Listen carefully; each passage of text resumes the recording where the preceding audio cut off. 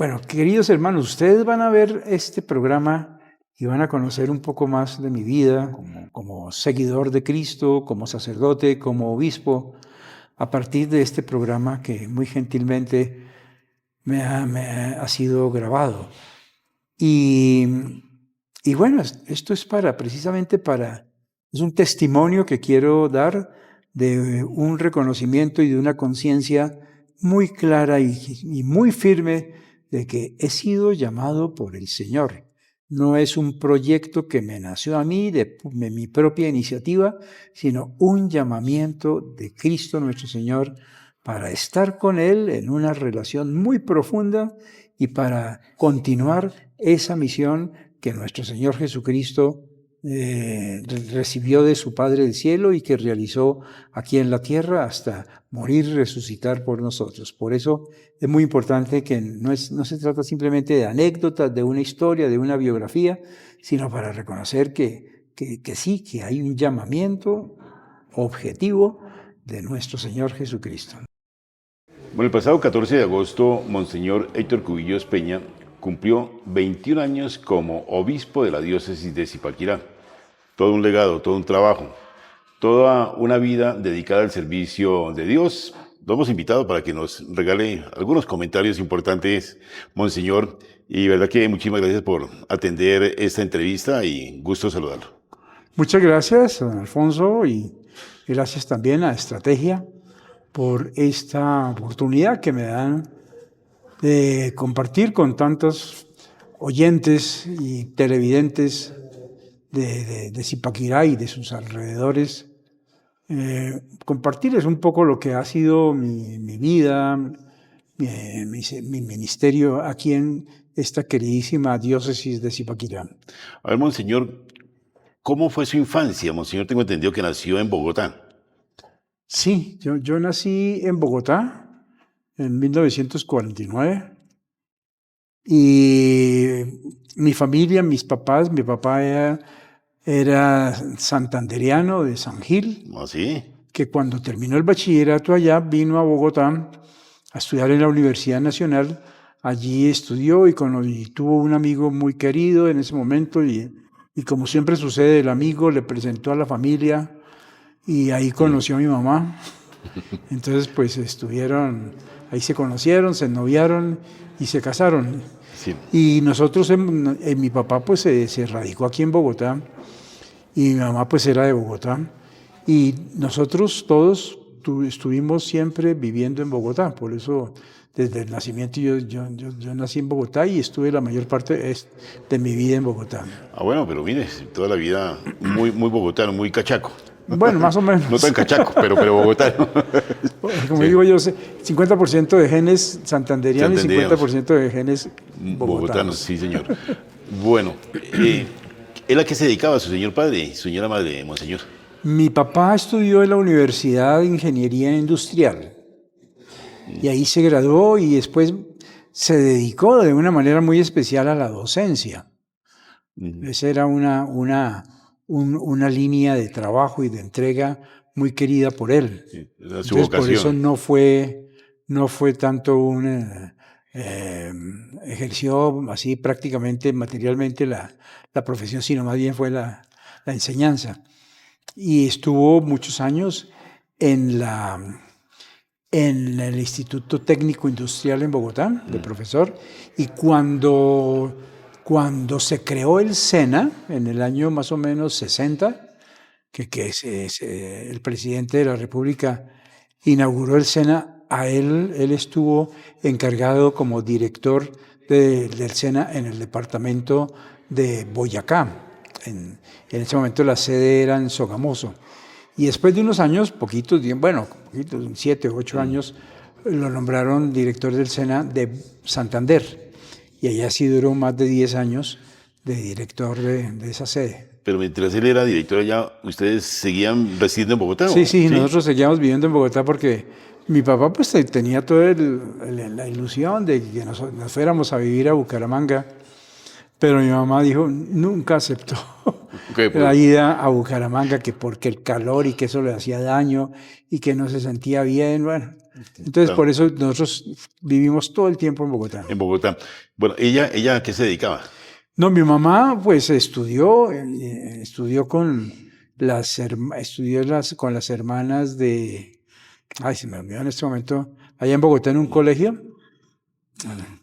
Y después estudió un curso de oficinista, de secretaria, estuvo trabajando unos años y después ya al casarse o antes de casarse renunció y estuvo en la casa con nosotros todo el tiempo, familia, toda la sí. vida. ¿Cuántos hijos tuvieron ellos? Fuimos 4 hombres. 4 hombres. 4 hombres, sí. Yo soy el mayor y 4 hombres, nos seguíamos, el que me sigue 2 años, el otro a los 2 años y el menor sí nació a los 4 años del último. Ah, son solo hombres, o sea, no hubo mujeres. Una mujer. No hubo mujeres, pero por otra parte, lamentablemente, el tercero falleció en un accidente de tránsito. Ah, caramba. Hace precisamente, yo estaba recién llegado como obispo de Zipaquirá. Yo llegué en agosto a Zipaquirá y en enero, comenzando enero, fue el accidente y murió. Sí. Estaba recién llegado aquí. O sea, para 21 años de fallecido. Sí, señor, exactamente. Casualmente.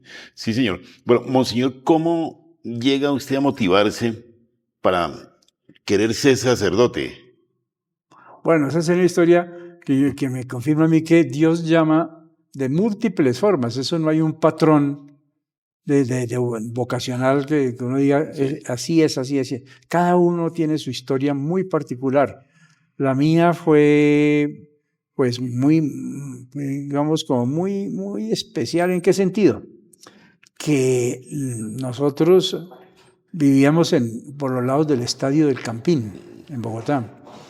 Y allí, pues, íbamos, mi papá nos llevaba al estadio, a los partidos de fútbol, y nosotros íbamos a jugar también en los predios del estadio, que ahí era más bien pasto y no como es ahora, todo pavimentado, todo empedrado. Y también íbamos a jugar a los predios de la Universidad Nacional, que también Sí, era relativamente cerca, sí. Sí, eso sí, era muy cerca, pues, así que es muy cerca. Sí. Y ahí se podía entrar, la universidad no tenía ni vallas, ni tapias, ni nada, eso podíamos entrar sin problemas.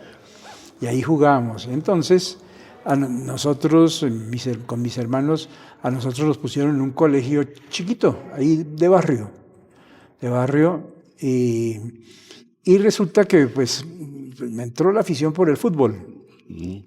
Entonces, para mí pues jugaba mucho fútbol. Y una vez llegó una tía mía con una propaganda de un seminario que iban a abrir en la Arquidiócesis de Bogotá en 1960. Y ese seminario que se llamó el preseminario, o sea, un seminario para niños pequeños de primaria. Sí, como un seminario menor, ¿cierto? Sí, pero sí, exacto. Pero ya existía en Bogotá, ya había su seminario menor en Cibaté. Bueno, y entonces mi mamá, la familia, sobre todo mi mamá, pues hubo varias religiosas, uno que otro sacerdote.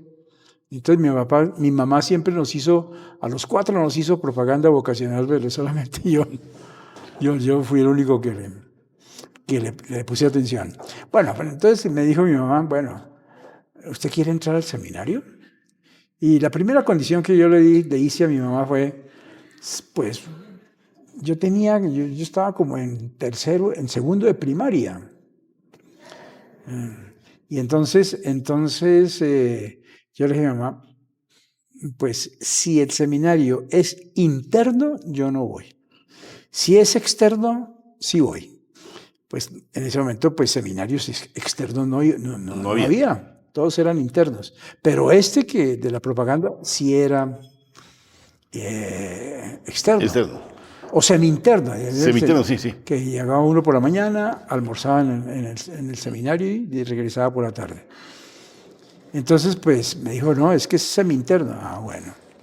Pero entonces me dijo, vamos entonces a pedir una entrevista al preseminario para ver si puede entrar el año entrante. Bueno, y entonces nos fuimos con mi mamá.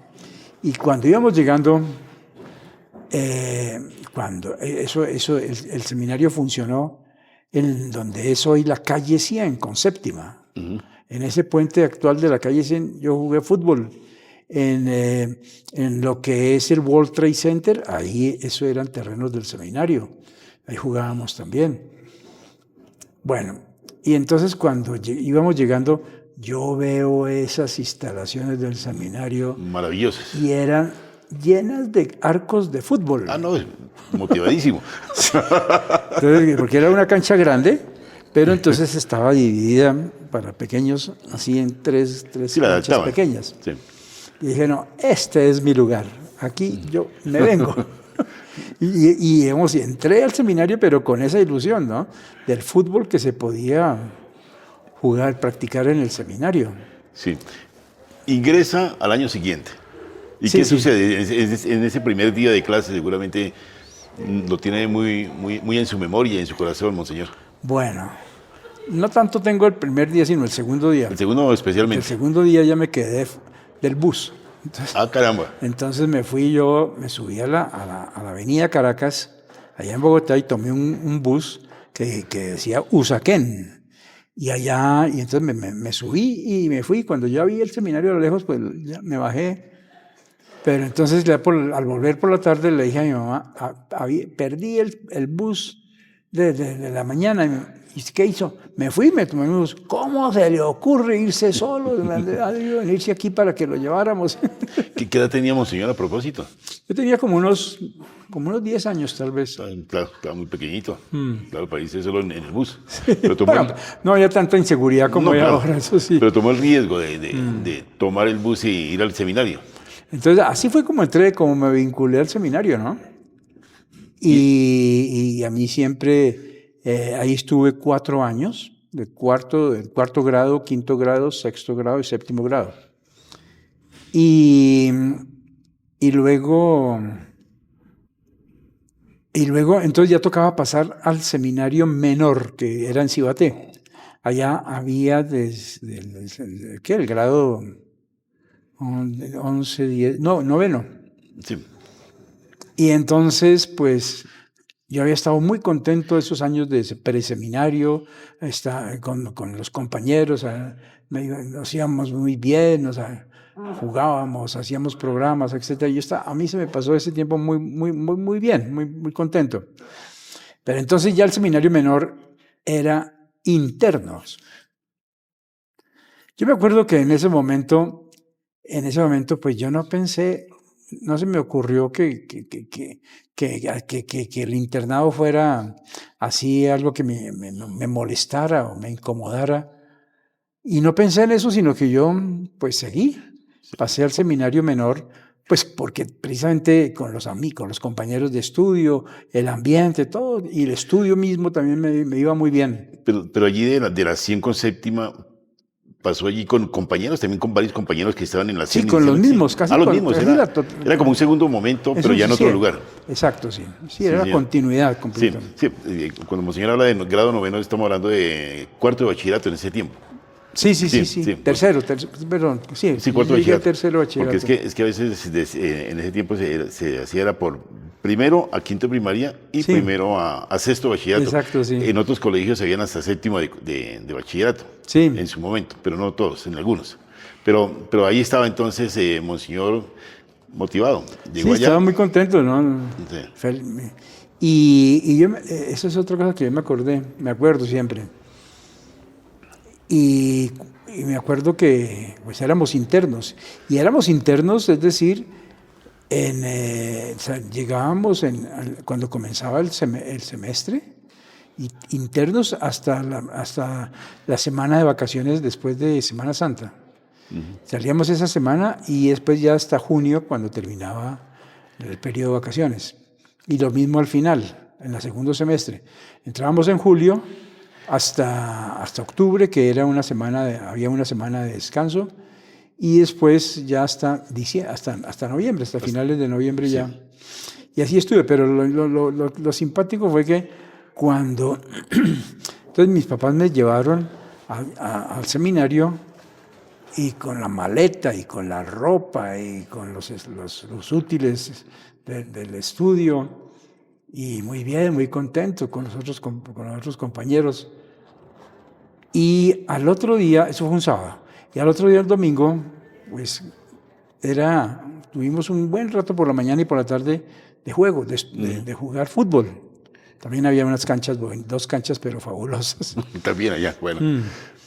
Y entonces en un momento digo, pero yo, ¿qué estoy haciendo aquí? Estoy interno. Entonces ahí sí me dio la nostalgia de mi familia. Y pensé, el próximo sábado que vienen mis papás a hacerme visita, voy a decirle que no, que me devuelvo. Sí, no continuaba. Que no. Pero ese pensamiento y esa decisión me duró como hasta el miércoles, porque después ¿Por qué? Me acomodé y... Ya empezó a entusiasmarse. Sí, no, ya al sábado siguiente ya ni me acordaba que quería retirarme. Bueno, pero entonces fue un momentico tal vez de soledad, sí, o más bien de lejos de la familia. Sí. Pues la familia obviamente... Y estar uno en otro sitio, en ¿no? otro ambiente, totalmente diferente al de la casa, claro. Y entonces, pues no, ahí pasé hasta salir bachiller. Ahí salí bachiller yo en el año 67. Así se llamaba Seminario Menor de Cibaté. De Bogotá. De Bogotá.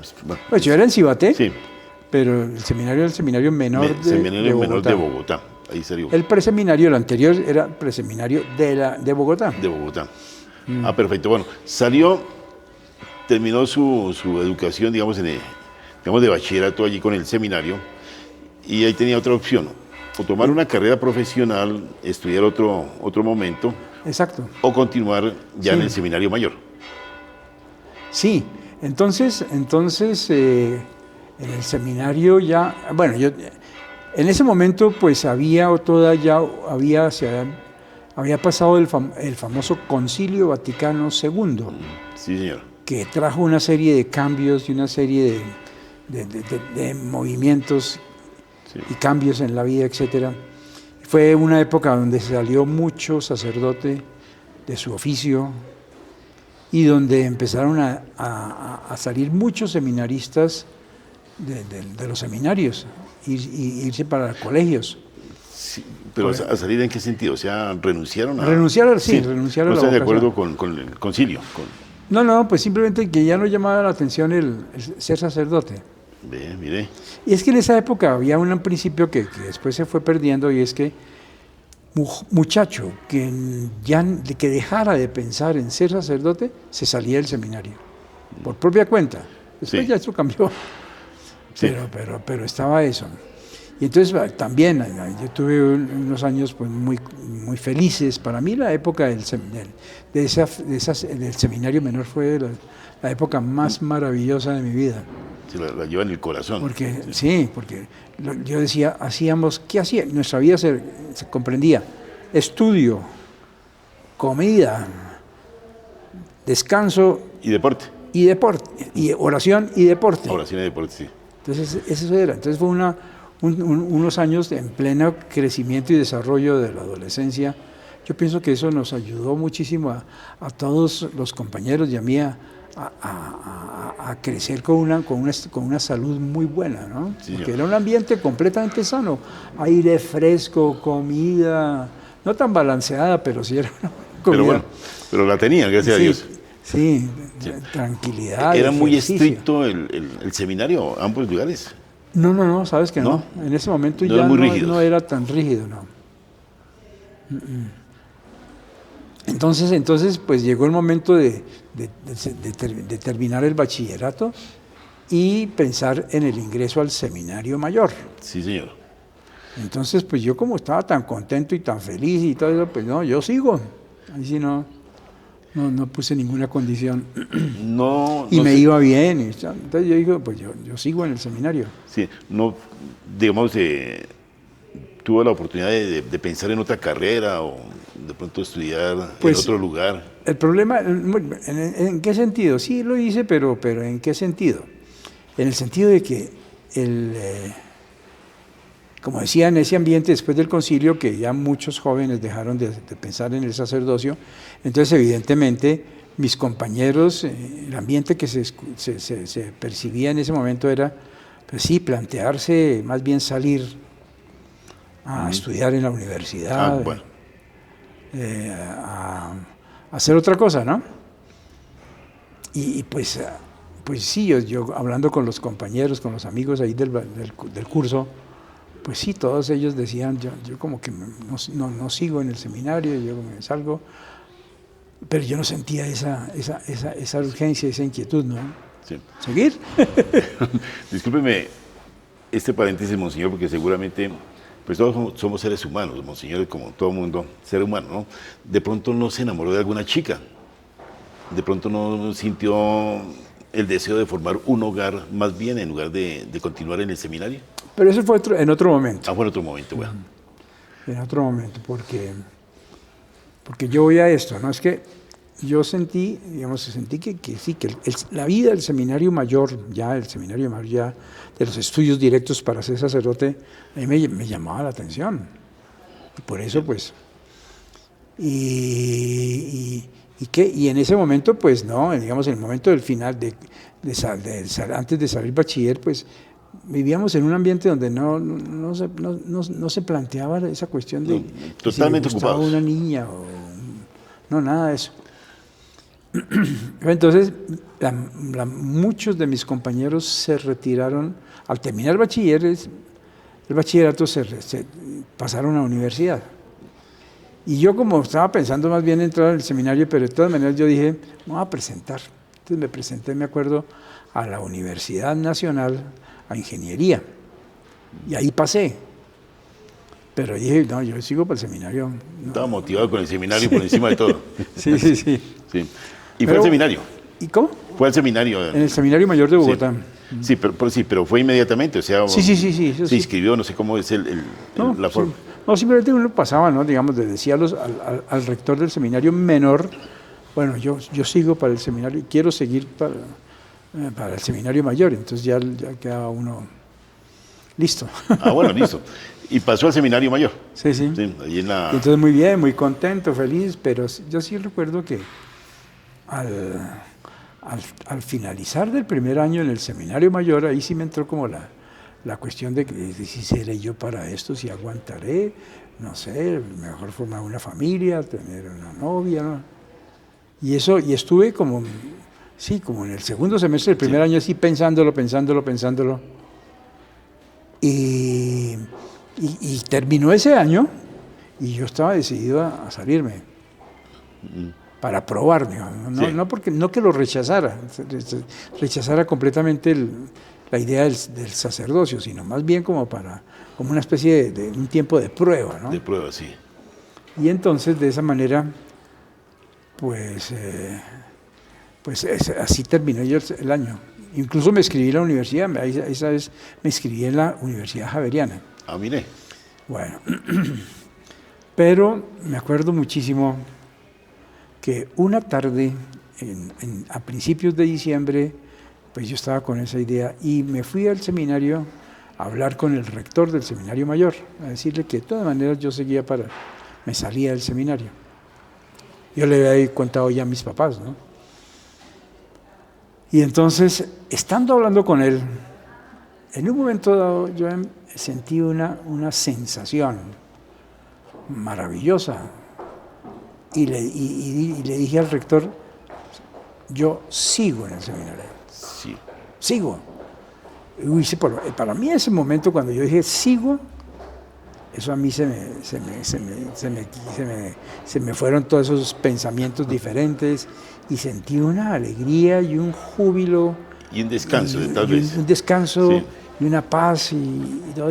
Cuando dije sigo. Y entonces pues ya le dije al rector, bueno, ya entonces yo sigo. Entonces por eso pues seguí mis estudios en el seminario mayor hasta la ordenación. Hasta la ordenación. Bueno, ahí... Pero siempre ese momento para mí ha sido fundamental que yo siempre he pensado, cuando, pues claro, pues se le presentan unos momentos diferentes, que sí o que sí no, sobre todo cuando uno va a hacer la petición del diaconado, que ya es una petición, ya es para decir sí y para comprometerse para siempre. Y ahí entonces yo pensaba, sí o no, lo hago o no lo hago. Y dijo, Y sí. siempre pensaba yo en ese momento y dijo, sí. Sí, claro. Y ahí mismo Sí, se revistió. y eso para mí ha sido siempre muy, muy, muy iluminador. Muy exigente el seminario mayor, monseñor. No, tampoco. ¿No? ¿Está bien? Sí, no. Más bien tranquilo. Sí, porque ya era un ambiente, un seminario, ya estábamos en esta época. Bueno, Sí. no en esta época, sino en una época ya donde la exigencia y eso pues no era tan fuerte. Ya nosotros salíamos, teníamos una tarde en la semana para hacer vueltas, para ir al cine, para otra cosa. Como un poquitico más flexible. Sí, años más anteriores, abierto, sí. más. Los fines de semana íbamos a permanecían. parroquias.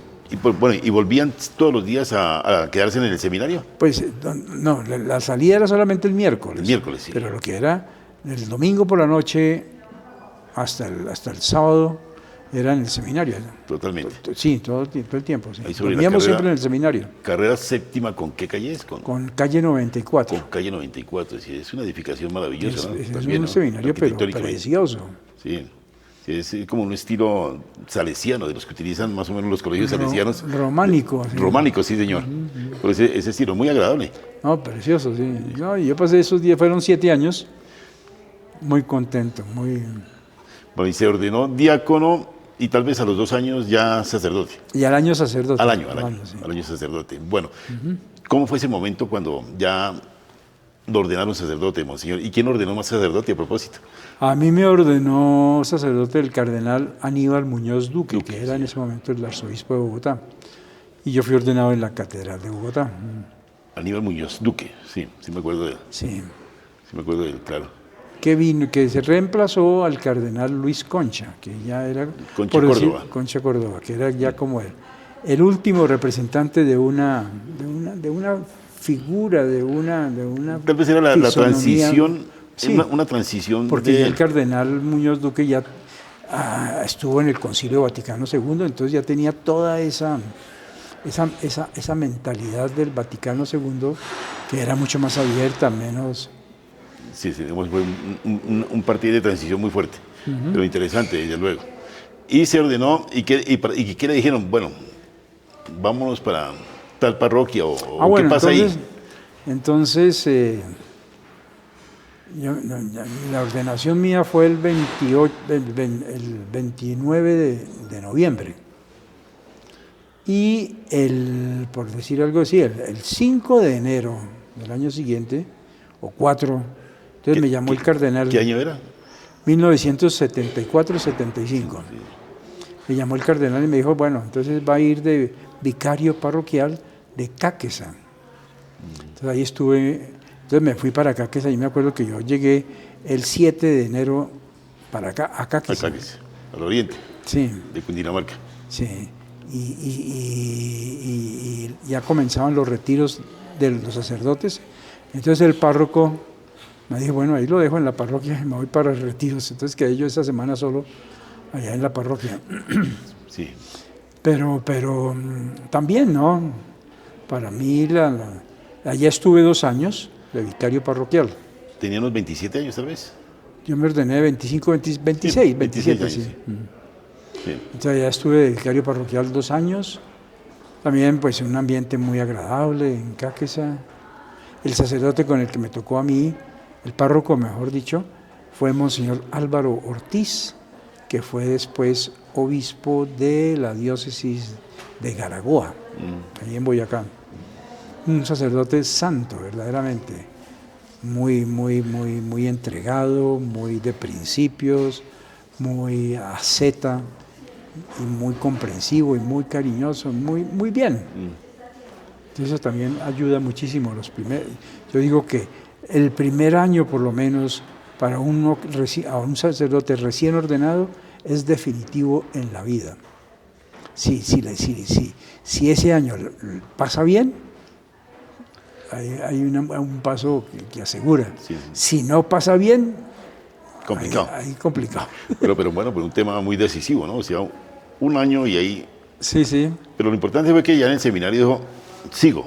sí, sí. Siguió y aquí está con nosotros. Y aquí, señor. aquí estoy, sí. Sí. Bueno, y de Caquesa salió para que ya, de ahí le dieron parroquia ya en otro lugar. No. De Caquesa, entonces, me nombraron a los 2 años, me nombraron vicario parroquial de la parroquia que se llama El Buen Pastor, en Bogotá. Una parroquia famosa. ¿En qué sentido? En el sentido que esa parroquia ya formaba parte de Ciudad Bolívar. Bueno, allá al sur de Al sur, Bogotá, sí, ¿no? por lo de San Francisco. Arriba. Sí, exactamente, antes de llegar a San Francisco. Mason. En el barrio Mason. Mason, sí, señor. Sí, entonces ahí fui nombrado un año. Pues duré un año allí, pero ahí fue un contraste fuerte, porque yo decía, todo lo que en Caquesa, una población católica, piadosa, respetuosa, bueno, todo lo que era normal en Caquesa, después en Mason era lo anormal. ¿Ah, sí? Porque ya pues era otro contexto social, No, claro. gente, pues barrios muy pobres, No, hay gente llegada de gente diferentes de todas municipios partes, del país. sí, sí. Y sobre todo con una presencia de los famosos sacerdotes guerrilleros o comunistas, ¿no? Sí, señor. Que ese fue un sitio de experimentación. El fundador del ELN, Domingo Laín, él fue párroco allá en El Buen Pastor, en Mason. El Mason, sí. Entonces, pues, digamos, sí, era lo contrario a lo que yo había tenido en Caquesa, ¿no? No, claro, y es que en Caquesa la gente, digamos, campesina, Es como aquí en sí, más Zipaquirá, la dada, gente digamos, a los sacerdotes, ¿no? A la iglesia. Sí, sí, sí, exacto. Pues no significa que en la ciudad no, ni en esos lugares no, pero de pronto sí había como un poquitico más Sí, menos práctica prevención. religiosa, más gente, bueno, no sé, más, ¿cómo era? Más indiferente, pero más un poco, pues ese sitio fue, digamos, muy propicio para manifestaciones, para huelgas, para actos de violencia, ¿no? ¿Pero tuvo alguna dificultad? No, Sí, no, no, personalmente no, eso sí, no. No, o sea, ahí estuvo Ahí bien, estuve sí. un año. Sí, yo creo que conozco la iglesia. Creo que conozco la iglesia. Era una iglesia, un salón blanco Sí. con unos, ¿cómo se llama eso? Vitral Vitrales tal al vez. frente, sí. Sí, señor. Sí, esa es. Sí, ahí me acuerdo mucho de esa iglesia. Ahí al ladito del famoso hospital de Mason. Sí, señor. Ahí sí me acuerdo. Luego, entonces, bueno, ahí también estaba, por ejemplo, San Francisco, ya estaba ese barrio La Acacia.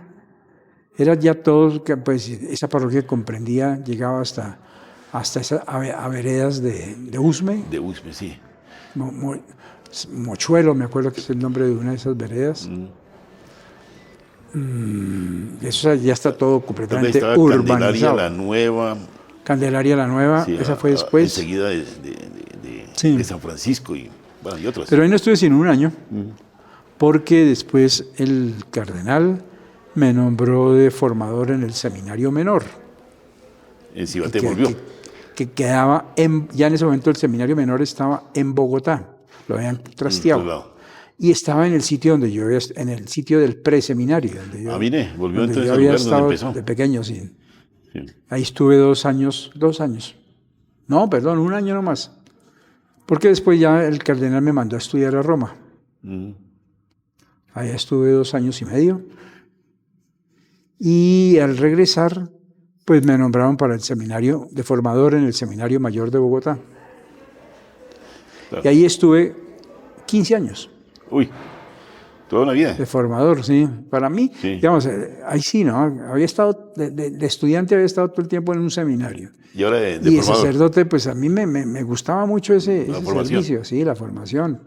Y para mí el ideal hubiera sido, pues terminar, seguir en la formación allá en el seminario, morir y que me enterraran en el seminario. Pero eso no se dio. Ni más faltaba. Los planes de Dios son diferentes a los de uno. Sí. ¿Y estaba allí y fue cuando lo nombraron obispo? No. Ah, bueno, de pronto voy muy rápido yo. No, porque después, entonces, del seminario mayor, el cardenal me dijo, bueno, sale del seminario mayor, usted ya 14 años son bastante tiempo en el seminario, es bueno que salga. Y en esos últimos años había sido el rector del seminario. Entonces es bueno que salga, lo destino para 2 lugares. 1, rector del santuario de Monserrate. 2, director de un centro de formación para religiosos y religiosas en Usaquén. Entonces, pues, escoja dónde vivir. Entonces, pues yo escogí Usaquén. Ah, Usaquén no cogió Monserrate. No, porque pues yo siempre he oído que la vida, mucho esa altura, siempre uno, eso va haciendo mella, ¿no? Sí, hay un sacerdote de rector de aquí de la diócesis de Zipaquirá, el padre Bernardo Torres Cruz. Fue colaborador, pero... ¿O fue colaborador? No, sí, no fue rector. Pero no fue sí. rector, no. Pero él estuvo allá un buen tiempo. Sí. Después volvió aquí a Zipaquirá. Sí. Ah, bueno, y allá estuvo entonces... Entonces ahí estuve, pero ahí estuve 2 meses o 3 meses, porque ya pues yo me posesioné en esos 2 lugares y al poquito tiempo entonces me pidieron que si podía colaborar en una de las oficinas de la Conferencia Episcopal en Bogotá. Entonces dije, pues claro que sí. Entonces me dijo el cardenal, bueno, escoja, ¿sigue en Monserrate o sigue en Usaquén? Dije, pues yo sigo en Usaquén mejor. Entonces no alcancé a estar sino como 2 o 3 meses en Monserrate encargado del santuario. Ah, bueno, muy bien, pues estuvo allá. Pero era bonito, ¿no? Sí. Y luego, estando en la conferencia episcopal, entonces el cardenal me nombró canciller de la arquidiócesis de Bogotá. Entonces me tocó renunciar a la conferencia episcopal y ser canciller. Allí, pues yo viví en la curia arquidiocesana, ahí en la Plaza de Bolívar, con el cardenal. Ya ahí en ese momento era el cardenal Pedro Rubiano. Pedro Rubiano Sáenz. Sí. Ahí estuve 2 años y medio. Casi todo ha sido de dos en dos. Sí. Y también encargado de rector del templo de San Juan de Dios en el puro centro de Bogotá, en la 10ª con 12. Puro centro de Bogotá. 12. Por ahí no es donde queda la iglesia de San Judas, por ahí cerca. Esa es la misma. la misma. Es que es la misma. Lo que pasa es que hay una devoción ahí muy fuerte a San Judas. San Judas. Pero se llama ese templo fue donde llegaron los hermanos de San Juan de Dios. Sí, señor. Y lo tuvieron, después lo entregaron a la arquidiócesis. Y entonces ahí un señor que fue el administrador, más o menos en los años 50, 60, impulsó la devoción a San Judas Tadeo, pero muy fuerte. Sí, señor. Entonces por eso la gente lo conoce más como San Judas Tadeo. San Judas Tadeo. Pero mira, todos los días aprendemos, mira, no sabía eso. Pero bien. Sí. Ahí estuvo 2 años. Otros 2 años. Otros 2 años, vamos de 2 en 2. Y después entonces salí de la Cancillería y de San Juan de Dios, y el cardenal me nombró párroco de San Diego, en el centro de Bogotá. Oh, claro. Ahí en el Centro Internacional. Sí, ahí frente al Hotel Hilton. Al Hotel Tequendama. Al Tequendama, al Planetario, a la Plaza de Toros. Sí, en ese centro, el Centro Internacional. Es una iglesia muy bonita, ¿no? Sí, colonial. Sí, colonial, eso voy a decir. Muy antigua. Sí. Ahí sí estuve de párroco. Y estuve también más o menos 2 años larguitos. Y estando allá fue cuando recibí el nombramiento de obispo. Sí. En el 2002. ¿Eso fue por decisión del Papa? El Papa Juan Pablo II. Ahí está Juan Pablo II, claro. Juan Pablo II. Y lo nombraron obispo. ¿Y qué pasó? O sea, ¿dónde se ordenó? ¿En la misma catedral arquidiocesana? No, la ordenación curiosamente fue en Bucaramanga. Ah, Bueno, ahí hay un hecho pues, especial, y es que cuando a mí me comunicó el nuncio apostólico que el Papa me había nombrado obispo, y obispo auxiliar de Bucaramanga, entonces me dijo, bueno, el arzobispo, Monseñor, Monseñor, Monseñor Víctor López, arzobispo de Bucaramanga, está aquí en Bogotá, entonces vaya y hable con él. Y bueno, entonces yo me fui a hablar con él y ya tenía todo preparado. Que fecha de ordenación, lugar de ordenación, todo. claro. Entonces, y como un nombramiento, una noticia de esas de un nombramiento, eso a uno lo deja groggy. Claro. Entonces yo dije, pues bueno, entonces en Bucaramanga, pero no se me ocurrió pensar que mejor que Bogotá, en ese momento.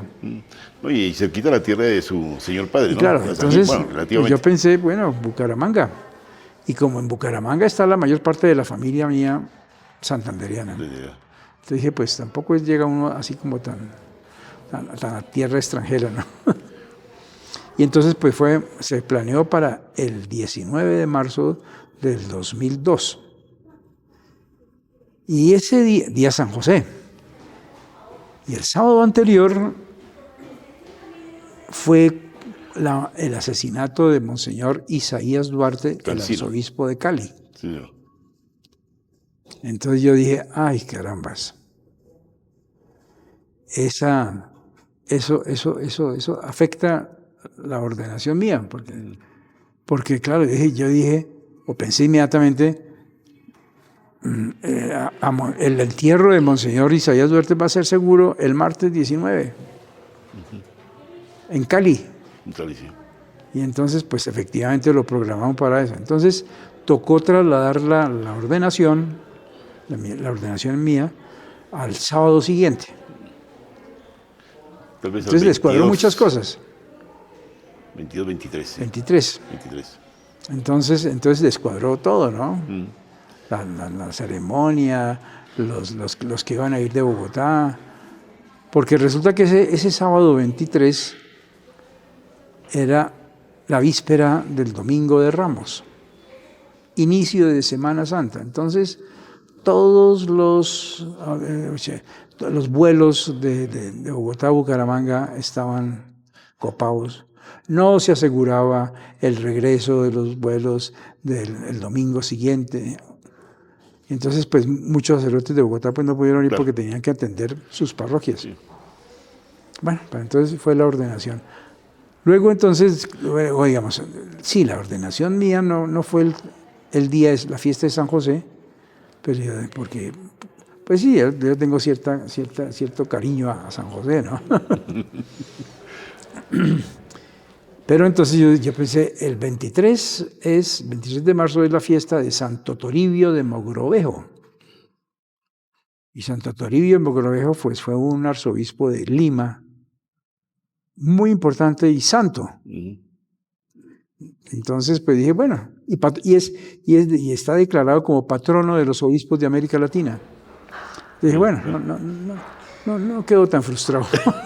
No quedo tan frustrado. Pero bueno, ahí lo ordenaron y se quedó como obispo auxiliar de Bucaramanga. De Bucaramanga, sí. Ahí duró 2 años larguitos. También 2 años, sí. 2 años larguitos.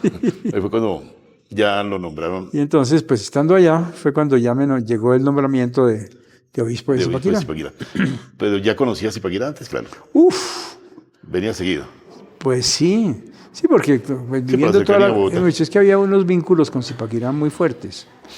¿Por qué? Porque, pues claro, uno en Bogotá, pues uno salir a pasear. Sí. Mi papá nos traía a pasear por todo este lugar y íbamos a Guatavita y bueno, a hacer paseos, ¿no? Y claro, también Zipaquirá yo vine muchas veces. Bueno, mire, ya... Me acuerdo yo, pues una de las cosas que me acuerdo es la famosa hospedería El Libertador aquí, arriba, sí. que ya almorzábamos ahí. Bueno. Y Y por otra parte, bueno, eso por una parte. Por otra parte, yo en el Seminario Mayor de Bogotá estudiaban también los seminaristas de Zipaquirá. Mire. Entonces, ahí, como estudiante en el seminario, pues fui compañero de varios de los sacerdotes, de los sacerdotes de aquí de Zipaquirá. Y claro, entonces uno conoce muchas cosas. Y luego entonces, después fui formador del seminario y me tocaron alumnos míos de aquí de Zipaquirá. De Zipaquirá. Entonces yo tenía una relación con muchos sacerdotes de aquí, ¿no? Sí. Cuando secuestraron a Monseñor Jorge Enrique Jiménez, Monseñor Héctor Cubillos, ¿en dónde estaba? Estaba en Bucaramanga. Estaba en Bucaramanga. Ya era obispo, claro. Sí, ya. Claro, estaba en Bucaramanga. Y bueno, después terminó su misión aquí, Monseñor Jorge Enrique, y fue cuando le dijeron a Monseñor Héctor Cubillos: ahora usted queda nombrado como obispo de Zipaquirá. ¿Qué pensó? No, pues yo lo primero, digamos, pues para mí fue un nombramiento pues que me llenó de alegría, ¿no? Porque en ese momento me acuerdo mucho, en ese momento estaban sin obispo la diócesis de Riohacha y la diócesis del Líbano Honda. Eran las tres diócesis que no tenían obispo. Entonces cuando el secretario del nuncio me dijo: el nuncio tiene que hablar con usted, ve cuándo viene. Entonces pues yo empecé a pensar: ¿y para qué necesitará el obispo? El nuncio. El nuncio. Entonces dije: pues de pronto puede ser para eso, para algún nombramiento, alguna diócesis. Y entonces me puse a pensar, bueno, en este momento, ¿qué diócesis están sin obispo? Entonces, Zipaquirá, Riohacha, el Líbano. Y yo dije, y pensé, pues claro, entre las tres, pues 1000 veces Zipaquirá. ¿Por la cercanía a Bogotá o...? Pues por lo que ya conocía tantas cosas de aquí. Claro. Sí. Entonces, por eso, pues para mí Zipaquirá era... Pues digamos, de las tres, pues me gustó, me llenó de alegría. Sí, señor. Llegó aquí a Zipaquirá. Y entonces yo dije, bueno, entonces por eso me puse muy contento, ¿no? Ese fue como el primer pensamiento, la primera reacción fue esa. Zipaquirá, no, claro. Y llegó a Zipaquirá, se posesiona como obispo de Zipaquirá el 14 de agosto de hace 21 años. ¿Y cómo ha sido esos 21 años, Monseñor? ¿Cómo los ha vivido? Bueno, pues a mí, en primer lugar, a mí, digamos, estos 21 años han sido un suspiro, ¿no? Eso se me pasaron, pero rapidísimamente, ¿no? El tiempo vuela, ¿no? Pero volando. Yo pienso que más o menos tuve una dimensión del tiempo, de duración, hasta los 7 años de estar aquí. Después de los 7 ya empecé yo a confundir cosas y a experimentar que como que ya llevaba mucho tiempo. No porque estuviera aburrido, sino que pues ya llevo más... 5 años no me parecía que ya era lo que había vivido acá. Y es que generalmente un obispo tal vez son 15 años, a veces 17 años. Yo ya 21 años... Pues no es que queramos que se vaya Monseñor, ni más faltaba.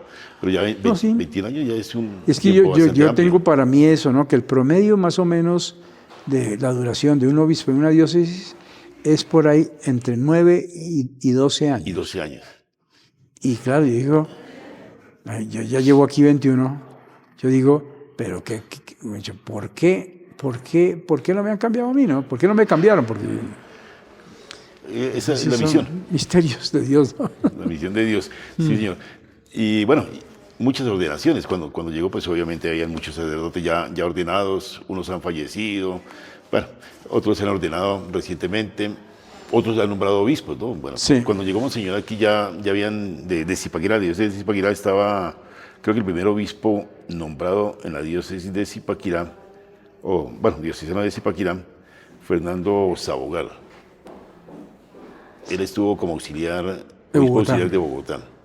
Después nombraron a Daniel Caro Borda, que se fue para Soacha. Después Monseñor Alvarado, Hernán Alvarado, creo que era, sí. Así lo mandaron a una zona bastante fuerte, ¿no?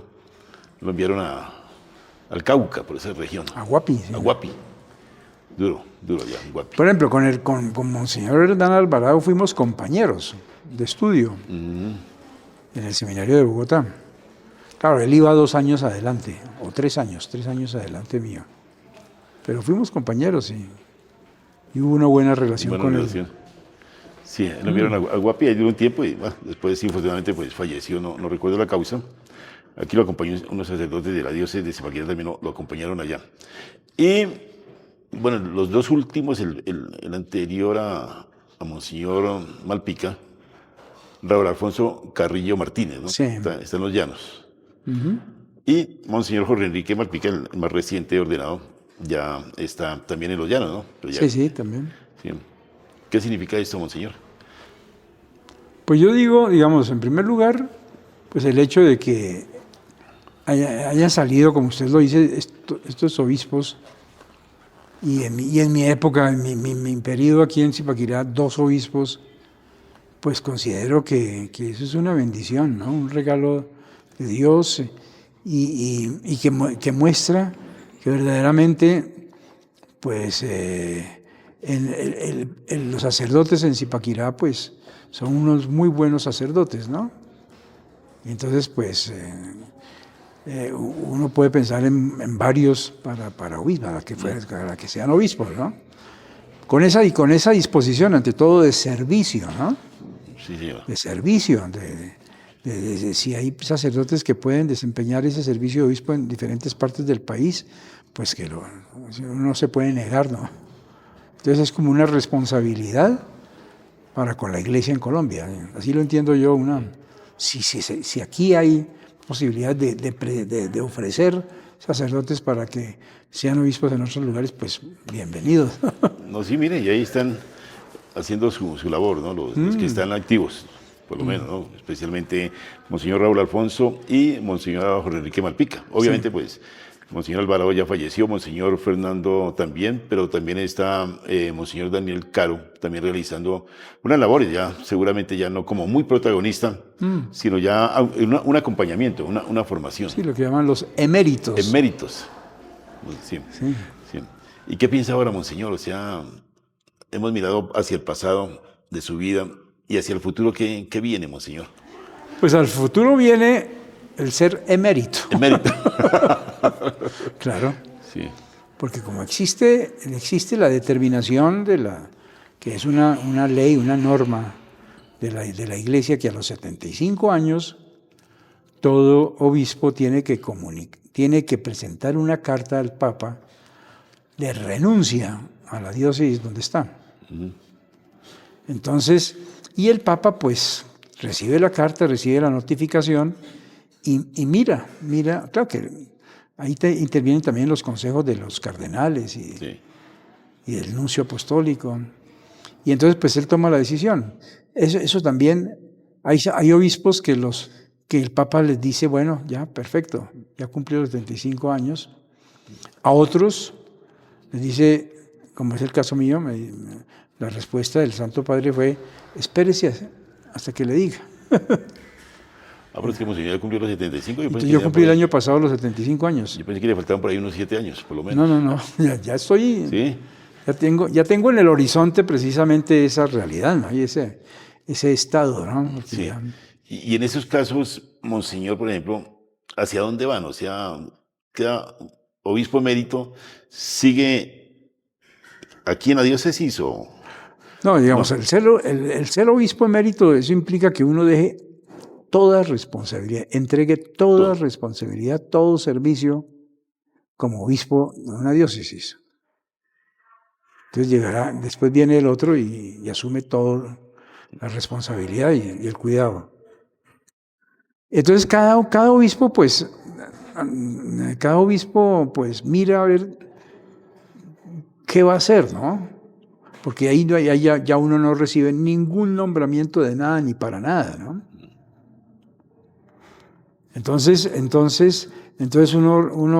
cada obispo pues mira pues cómo va a vivir esos años que le queden, ¿no? En el caso de los obispos que son de comunidades religiosas, pues normalmente la costumbre es que esos obispos vayan a pasar esos años ya después en sus propias comunidades religiosas, en casas de sus propias comunidades ¿Tal religiosas. vez como formadores o ni siquiera como formadores? No, eso sí depende de cada uno, porque puede ser formadores, puede prestar algún servicio en la comunidad, puede, hacerse cargo de alguna obra. Eso ya es... Sí. Y los obispos que somos diocesanos o que hemos sido diocesanos, pues también nos organizamos cada uno de acuerdo con las perspectivas y las posibilidades que tenga, ¿no? Por ejemplo, de ser capellanes en algún colegio, alguna universidad, de colaborar en una parroquia, colaborar en algún oficio, algún servicio, alguna entidad de la iglesia, ¿no? Pero ya sin ninguna responsabilidad. Sí, pero casos como Monseñor Jorge Enrique Jiménez, que fue, imagínate, cardenal después de esa edad. O sea, pues también, digamos, de pronto son decisiones ya del Vaticano directamente. ¿Cómo? Decisiones del Vaticano, en este caso. Pues sí. Sí, lo que nos comentaba, o espera ese momentico, o hay otra misión, y seguramente ahí es lo que se debe asumir. Ese nombramiento de cardenales es, después ya de ser emérito, al ser emérito, y eso es como protocolario, tal vez. Un honor, Sí. simplemente, pero ya no tiene ninguna responsabilidad con nadie. Bueno, pero ahí está entonces. ¿Qué es lo que más, en estos 21 años aquí en la diócesis, qué es lo que más recuerda, así como con mucha nostalgia, con mucho cariño, Monseñor? Pues, digamos, yo lo que más recuerdo es precisamente, pues, todo el trabajo, con todo lo que eso implica de lo pastoral, del servicio pastoral que desarrollé, que he desarrollado hasta el momento aquí, ¿no? Sí. Digamos, todo lo de los planes de pastoral, las actividades pastorales, la presencia en las parroquias, el contacto con la gente, la cercanía de los sacerdotes. Eso es como lo más... Sí. Y uno está ocupado completamente todo el tiempo. Y se ve de las ordenaciones, ¿no? Los nuevos sacerdotes. Sí. Según me dicen, yo llevo alrededor de 60 sacerdotes ordenados. Claro, en tanto tiempo. Claro, que se va a quitar. Ahí está. Sigue sembrando la semilla, Monseñor. Sí. Sigue la semilla ahí. Que yo creo que ya no alcanzo a hacer, ya no veré otro obispo de Zipaquirá aquí. Vamos a ver, quién sabe. Pues, Monseñor, muchísimas gracias. Bueno, Alfonso. Muy interesante este diálogo, ¿verdad? Que hay muchas cosas que nos quedan ahí en el tintero, muchísimas. Sí. Oíles, tantos años de obispo, tantos años de sacerdote, tantas vivencias que ha tenido que usted afrontar, Monseñor, tantas cosas. Y estar ahí acompañando también a la conferencia episcopal, estar en un lado y en otro, no solamente las actividades aquí en la diócesis ni en Zipaquirá, sino digamos también las otras que...